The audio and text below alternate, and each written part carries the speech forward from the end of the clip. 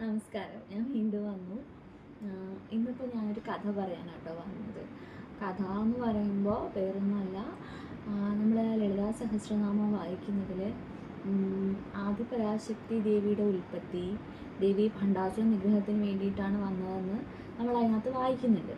അപ്പോൾ ആരാണ് ഈ ഭണ്ഡാസുരൻ, എന്തിനാണ് ഭണ്ഡാസുരനെ നിഗ്രഹിക്കേണ്ട ആവശ്യകത, അതൊക്കെയാണ് ഈ കഥയിൽ പറയണത്. എനിക്കറിയാവുന്ന കുറച്ച് കാര്യങ്ങൾ നിങ്ങൾക്ക് പറഞ്ഞു തരാം. ഞാൻ ഈ പറയുന്ന കാര്യങ്ങളിൽ ചിലപ്പോൾ കുറച്ച് തെറ്റുകുറ്റങ്ങൾ അങ്ങോട്ടും ഇങ്ങോട്ടൊക്കെ വന്നിട്ടുണ്ടാവാം. എന്തുണ്ടെങ്കിലും കമൻറ്റിൽ അത് പറഞ്ഞാൽ മതി കേട്ടോ, ഞാനത് തിരുത്തിക്കോളാം.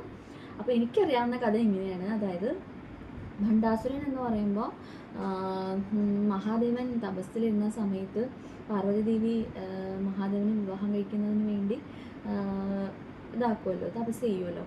ആ സമയത്താണ് കാമദേവൻ അമ്പയും പുഷ്പബാണം ചെയ്യുന്നതും ഭഗവാന്റെ തൃക്കണ്ണ് തുറന്ന് കാമദേവനിലേക്ക് അഗ്നി വർഷിക്കുന്നതും കാമദേവൻ മരിക്കുന്നതും ഭസ്മമായി തീരുന്നതും ഒക്കെ നമ്മൾ കഥയിൽ കേട്ടിട്ടുണ്ട്.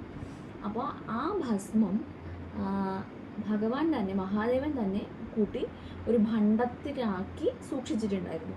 അപ്പോൾ പാർവതീദേവിയെ ഒപ്പം കൂട്ടി പോകുമ്പോൾ അത് കൈലാസത്തിലേക്ക് തന്നെ കൊണ്ടുപോയി. അത് ആരുടെ, ശ്രീ മഹാവിഷ്ണുവിൻ്റെ നിർദ്ദേശപ്രകാരമായിരുന്നു അങ്ങനെ ചെയ്തത്.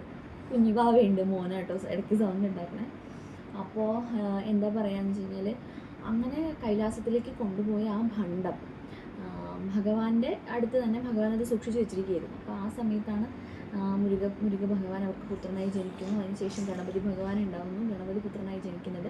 അപ്പോൾ ഗണപതി കുറച്ച് കുസൃതി, കുറച്ചധികം കുസൃതിക്കാരനാണ്, അറിയാമല്ലോ. കൃഷ്ണനെ പോലെ തന്നെ കുസൃതിയാണ് ഗണപതി.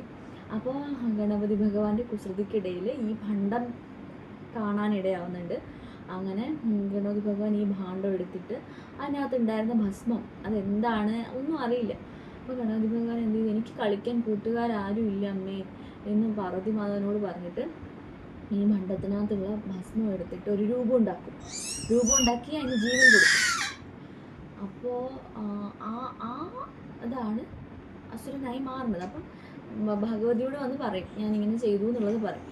അപ്പോൾ ആ സന്തോഷത്തോടുകൂടി കാണാൻ പോകുമ്പോൾ ആ ഉണ്ടാക്കിയ ആ രൂപത്തിന് ഭയങ്കര അതികഠിനമായ ദേഷ്യവും അതികഠിനമായിട്ടുള്ള ഒരു സ്വഭാവമാണ്.